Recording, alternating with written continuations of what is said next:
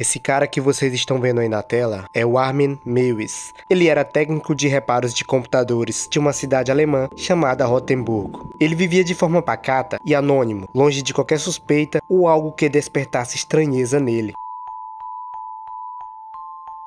Armin Meiwes nasceu na Alemanha, exatamente na cidade que eu mencionei, a cidade de Rotemburgo, no dia 1º de dezembro de 1961. Até onde se sabe, ele foi uma criança normal, porém, é dito que ele não sabia se encaixar na escola. Ele não sabia iniciar uma conversa com os colegas, e esse foi um problema que fez com que ele inventasse vários amigos imaginários que ele manteve até a adolescência. A separação dos seus pais, quando criança, também lhe causou traumas que ele dificilmente nunca conseguiu superar. Viveu sozinho com sua mãe desde a adolescência. Ele vivia numa disciplina rígida e numa dependência mútua com sua mãe, que chegava a parecer perverso. Ainda na sua infância e adolescência, morando com a família, ele viveu observando as várias separações da sua mãe, que o chantageava emocionalmente para que ele permanecesse sempre ao lado dela. E ele passou por isso até a sua fase adulta. Na sua juventude, Armin Meiwes presenciou várias cenas de matanças de animais, das quais ele participou e depois continuou com um grande banquete servido. Talvez, de alguma forma, isso poderia ter influenciado o seu estado mental anos mais tarde. Já com seus 18 anos, Armin Meiwes e sua mãe se mudaram para uma enorme mansão que a família possuía nos arredores de Rotemburgo. O lugar era imenso, tinha 44 quartos. E no futuro, essa mansão seria palco de um dos crimes mais doentios e macabros da história da Alemanha. Além do tamanho da mansão, os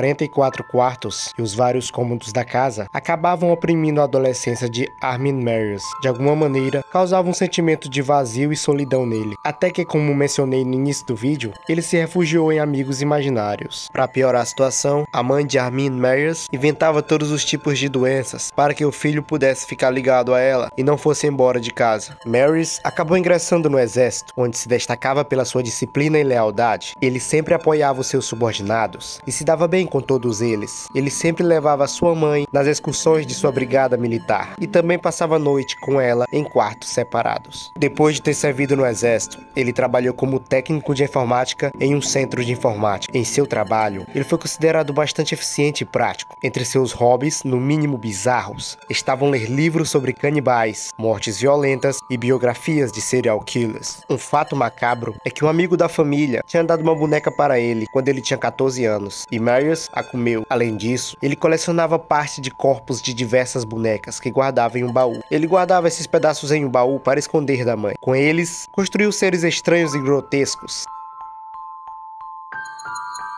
Em 1999, a mãe de Armin Meiwes veio a falecer na mansão da família, em um acidente no porão. Após a sua morte, Meiwes ficou sozinho no mundo, já que os únicos laços familiares e sentimentais que ele sempre mantinha era com sua mãe, e isso desapareceu de sua vida. E é aqui que eu acredito que a manipulação de anos que sua mãe causou nele surtiu efeito. Sentindo a solidão da perca de sua mãe, ele começou a dar os seus primeiros passos no mundo do crime sexual. Ele virou um internauta obsessivo. Milhares de fotografias de crimes, acidentes, corpos desmembrados e torturas faziam parte dos seus arquivos fotográficos de seu computador. Suas primeiras atividades com conteúdos pornográficos se restringiam no uso da internet, leitura de páginas sobre canibalismo e coleta de fotografias pornográficas. Porém, ele começou a se aprofundar em fantasias mais profundas. Conheceu um fórum bastante macabro na Deep Web sobre canibalismo, o The Cannibal Coffee Forum, um fórum onde era usado por pessoas com fetiches canibais. No site, era possível conversar por chat e fazer vários anúncios. Sabendo disso, Armin Meiwes fez um anúncio, ou que poderíamos chamar de um convite macabro, na tentativa de conhecer homens que quisessem ser literalmente devorados, uma espécie de voluntário que quisesse ser canibalizado. Em seu primeiro anúncio, ele dizia: "Procura um jovem entre 21 e 40 anos que queira ser devorado." E acreditem, rapidamente, ele recebeu inúmeras respostas com ofertas para ser devorado. Ele ainda recebeu em sua casa até 3 homens dispostos a serem devorados, chegando até modificar o pênis de um deles. Mas quando chegava o momento de canibalizar a vítima, elas recuavam. Mesmo que ele deixasse a vítima ir embora, ele ficava chateado, pois os homens não cumpriam com o acordo. Após várias tentativas fracassadas, ele conheceu um voluntário, Bert Jürgen Brandes, um engenheiro de Berlim. Ele teve muitos traumas de infância e um desprezo pela própria vida. Sua mãe cometeu suicídio quando ele era criança, e seu pai não era muito bom em criar o filho. Brandes se declarou bissexual, com gostos sexuais depravados, gostava de tortura e sadismo. Em várias ocasiões, ele contratou serviços de homens para arrancar seu pênis com uma mordida, mas eles sempre recusaram. Bert viu a oportunidade de finalmente realizar esse desejo macabro no anúncio de Marius no fórum. Segundo alguns familiares de Brandes, ele sempre se sentia culpado pelo suicídio da mãe e optou por aceitar o convite de Marius como forma de se sentir melhor. Brandes se encontrou com Marius no dia 10 de março de 2001. Eles passaram o final de semana juntos, onde eles dois colocaram seus pensamentos e instintos canibais à prova. É dito que quando se encontraram, Brandes estendeu a mão para ele e disse: "Eu sou a sua carne." E Marius respondeu: "Eu sou Armin." Quanto aos motivos que levaram Brandes a se oferecer como vítima, Marius afirmou não entender o sentimento de felicidade de Brandes em querer ser devorado, até que chegou a hora de Brandes ir embora. Porém, depois de se despedir na estação de trem, Brandes pensou melhor e decidiu ligar para Marius para buscá-lo novamente.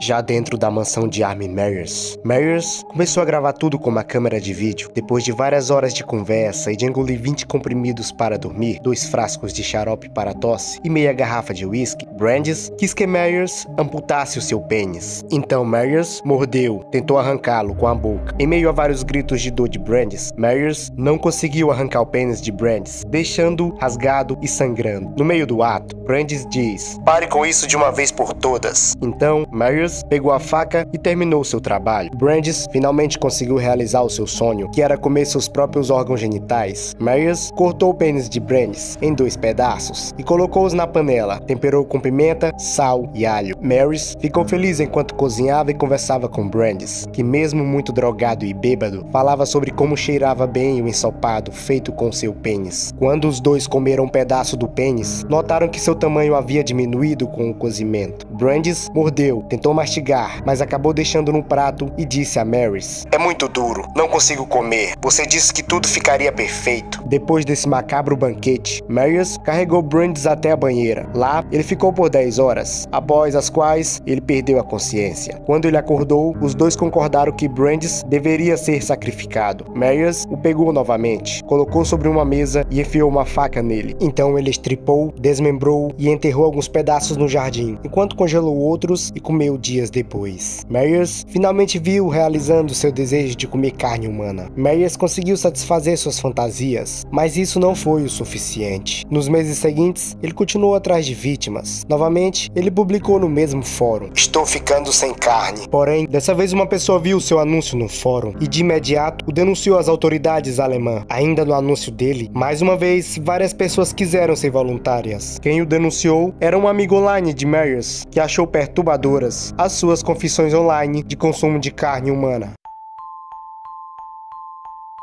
Armin Marius foi preso em dezembro de 2002. Os policiais procuraram a casa de Marius e quando entraram na casa, encontraram partes do corpo de Brandes e a fita de vídeo do assassinato. Marius confessou tudo. Quando ele foi capturado, Marius contou à polícia que já havia consumido mais de 20 quilos da carne humana de Brandes. E após sua confissão, Marius disse às autoridades que Brandes tinha gosto de carne de porco. Em 30 de janeiro de 2004, Marius foi condenado por homicídio culposo e condenado a 8 anos de prisão. Marius admitiu ter canibalizado Brandes e expressou seu pesar por suas ações. Ainda acrescentou que queria escrever um livro de sua história com o objetivo de impedir quem quisesse seguir os seus passos. Em abril de 2005, um tribunal alemão ordenou um novo julgamento, depois que procuradores apelaram à sentença de Marius. Eles acreditavam que ele deveria ter sido condenado por assassinato. O veredito dos psicólogos e psiquiatras mostraram que Marius não tinha nenhuma doença mental quando cometeu o crime, mas consideraram que sua vítima não conseguia pensar racionalmente. As questões levantadas no tribunal eram se Brandes realmente concordou com seu assassinato, levando em conta que Brandes tinha problemas mentais por conta do suicídio de sua mãe, bem como sua ingestão significativa de álcool durante o assassinato. No seu julgamento, um psicólogo afirmou que Marius poderia rescindir, porém ainda teria fantasias sobre devorar a carne humana. Até que finalmente, em 10 de maio de 2006, um tribunal em Frankfurt declarou Marius culpado por assassinato e Marius finalmente foi condenado à prisão perpétua.